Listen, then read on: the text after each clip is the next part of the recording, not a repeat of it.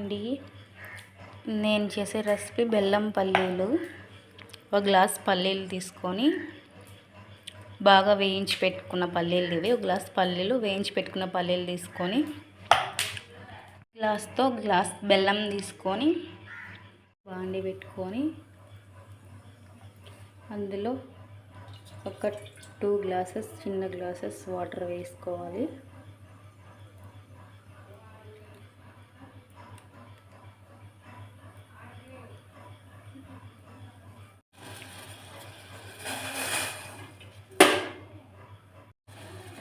Glass బెల్లం ఇందులో వేసేయాలి.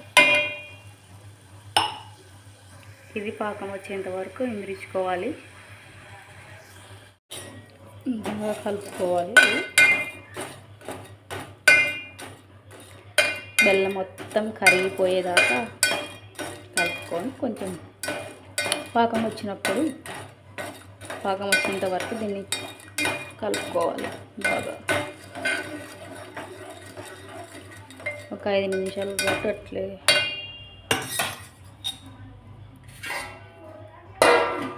ప్లేట్ మూసేసి పెట్టేయాలి. మినిట్స్ తర్వాత ప్లేట్ తీసి చూసి పాకం దగ్గరకు అయినట్టుందండి. ఇప్పుడు మనం పాకం అయ్యిందో లేదో ప్లేట్లో ఇందులో ఒక గ్లాస్ నీళ్ళు వేసి పెట్టాను. మనం పాకం అయిందో లేదో తెలుసుకోవడానికి ప్లేట్లో నీళ్ళు వేసి పెట్టుకోండి.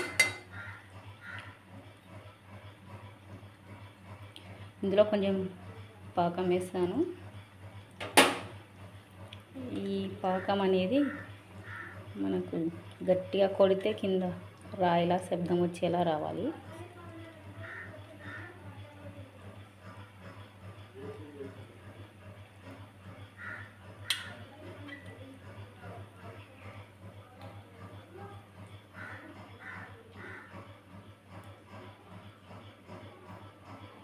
ఇలా ఉంది కదా, ఇది కిందేసి కొడితే శబ్దం రావాలి.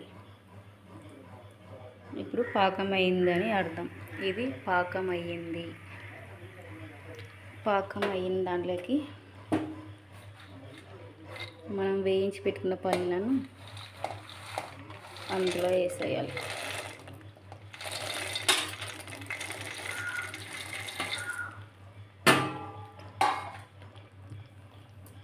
అందులో వేసేసి బాగా కలిసేదాకా కలపాలి.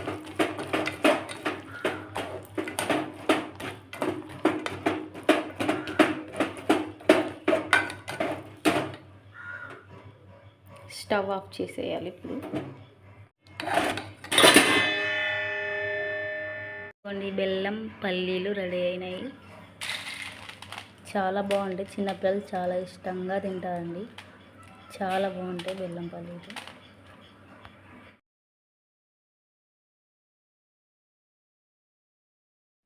ఇవేనండి బెల్లం పల్లీలు. చాలా టేస్టీగా ఉంటాయి. ఇదోండి ఇలా ఉంటాయి బెల్లం పల్లీలు. ఇలా ఉంటాయి. చాలా రుచిగా ఉంటాయండి. పిల్లలు ఇష్టంగా తింటారు. చిన్నపిల్లలు అయితే చాలా బాగుంటాయి. సరే మీరు ట్రై చేయండి.